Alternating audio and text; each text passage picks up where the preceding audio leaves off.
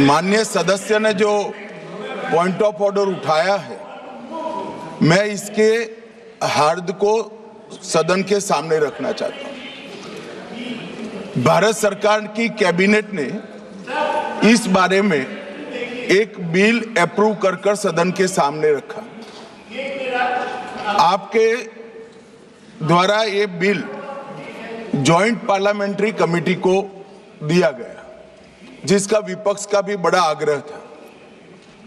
Committee ने इस पर सुविचारित रूप से अपना मत प्रकट किया। वो जो मत प्रकट हुआ, वो मत फिर से कैबिनेट के सामने गया।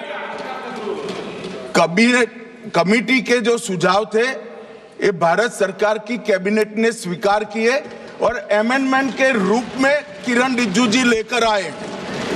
ये तभी होता है जब ये ऑफिशियल अमेंडमेंट कैबिनेट की अनुमोदन के बगैर आता है।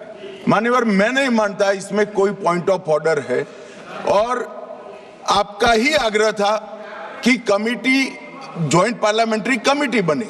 अगर कमेटी ने कोई बदलाव ही नहीं करने हैं तो ये कांग्रेस जैसी कमेटियां नहीं है, हमारी लोकतांत्रिक कमेटी है मान्यवर, जो दिमाग चलाती है।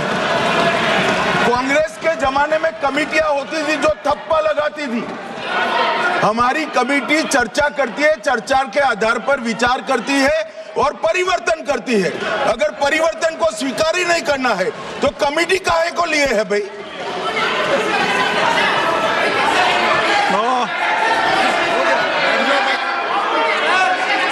आप जब विधेयक पर चर्चा हो तो सबको मौका दूंगा। अभी 0 ओवर पर मानने के मैं इस पर अपनी व्यवस्था देता हूं। माननीय सदस्यगण श्री N.K. प्रेमचंद्रन जी ने जो प्रश्न उठाया है, वक्फ संशोधन विधेयक 2025 पर संयुक्त समिति में विधेयक कुछ खंड जोड़ दिए गए जो विधेयक के दायरे से बाहर हैं। इस विषय पर मैं माननीय सदस्यों का ध्यान कौल और शकदर द्वारा रचित संसदीय पद्धति और प्रक्रिया की ओर आकर्षित करना चाहता हूं कि संयुक्त समिति की किसी भी विधेयक में संशोधन करने की शक्तियां बड़ी व्यापक और विस्तृत है। समिति किसी भी विधेयक में पूर्ण रूप से संशोधन कर सकती है या उसको पूर्णतः नया प्रारूप तैयार कर सकती है तथा विधेयक के सिद्धांत में परिवर्तन किए बिना उसका पूरा नाम और संक्षिप्त नाम भी बदल सकती है।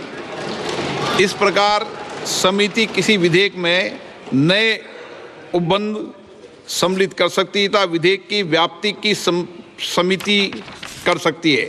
विगत में कई संयुक्त समितियों ने विधेयकों में ऐसे संशोधन किए हैं।